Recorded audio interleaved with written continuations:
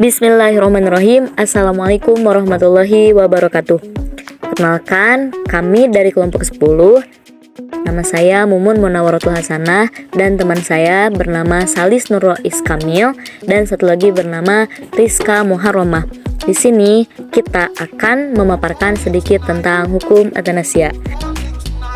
Oke teman-teman, sebelum kita lanjut ke pemaparan materi, ada beberapa subtema yang akan disajikan di video kali ini. Yang pertama yaitu tentang pengertian euthanasia. Jadi di sini akan dimuat apa sih yang disebut dengan euthanasia. Kalian belum pernah tahu kan euthanasia itu apa? Jadi bisa disimak di video ini ya. Untuk pemaparan yang kedua yaitu tentang macam-macam euthanasia. Dan yang ketiga yaitu sebab-sebab dilakukan euthanasia. Karena yang kita tahu kalau euthanasia itu yaitu proses membunuh seseorang, jadi kita harus tahu ya, apa sih penyebab seseorang dilakukan euthanasia. Dan yang terakhir yaitu hukum euthanasia menurut beberapa ahli. Yang pertama dilihat dari para tenaga medis dan yang kedua dilihat dari ulama ahli fikih. Oke, pembahasan yang pertama yaitu tentang pengertian euthanasia. Nah, apa sih yang dinamakan euthanasia itu? Nah, euthanasia ini diambil dari bahasa Yunani dari kata eu dan thanatos. Eu yang berarti baik tanpa penderitaan dan thanatos berarti mati.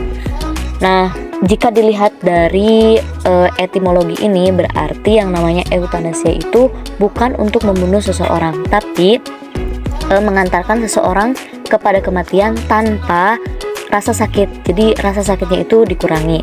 Nah, sedangkan menurut istilah yang namanya euthanasia yaitu usaha yang dilakukan untuk membantu seseorang mempercepat kematiannya secara mudah akibat tidak mampunya menanggung penderitaan yang panjang dan tidak ada lagi harapan untuk hidup atau disembuhkan. Dari euthanasia ini, apalagi di Indonesia yang masih ilegal, banyak sekali kontroversi. Kontroversi ini tidak hanya muncul dari tenaga medis, tetapi muncul juga dari beberapa ulama-ulama Islam. Nah, untuk pihak yang menyetujui adanya euthanasia ini, mereka mempunyai pendapat manusia ini berhak untuk hidup dan berhak memilih mati. Mereka itu memiliki kebebasan dengan dalih kemanusiaan. Sedangkan untuk pihak yang menolak adanya euthanasia ini yaitu karena manusia ini takdirnya sudah ditentukan oleh Tuhan, jadi manusia tidak berhak untuk ikut campur urusan Tuhan. Macam-macam euthanasia. Yang pertama, euthanasia aktif. Euthanasia aktif merupakan suatu tindakan mempercepat proses kematian, baik dengan memberikan suntikan atau melepaskan alat-alat pembantu medika. Yang kedua, euthanasia pasif. Euthanasia pasif baik atas permintaan ataupun tidak atas permintaan pasien, yaitu ketika dokter atau tenaga kesehatan lain secara sengaja tidak lagi memberikan bantuan medis yang mana dapat memperpanjang hidup pasien. Penyebab terjadinya euthanasia.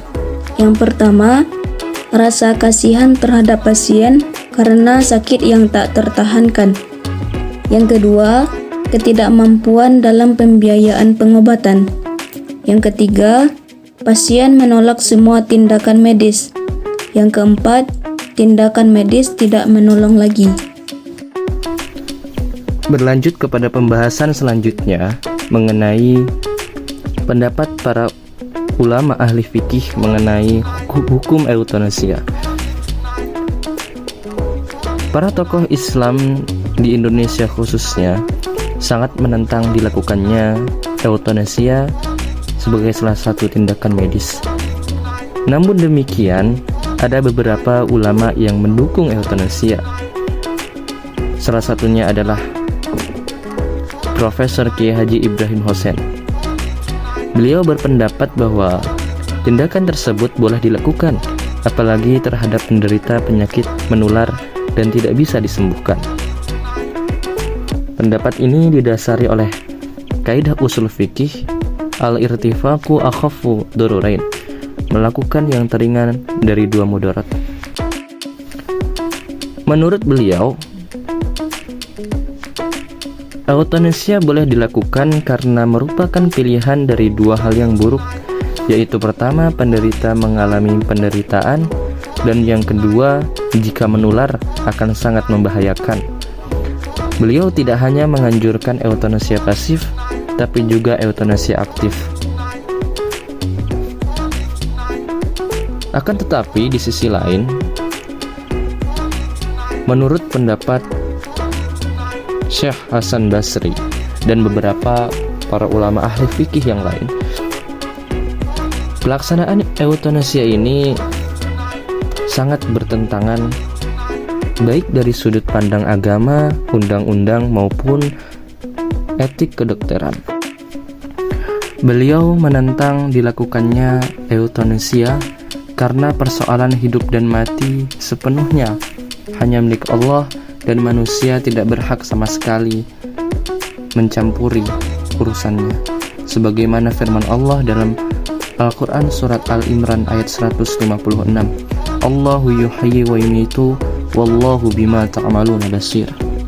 Allah menghidupkan dan mematikan, dan Allah melihat apa yang kamu kerjakan.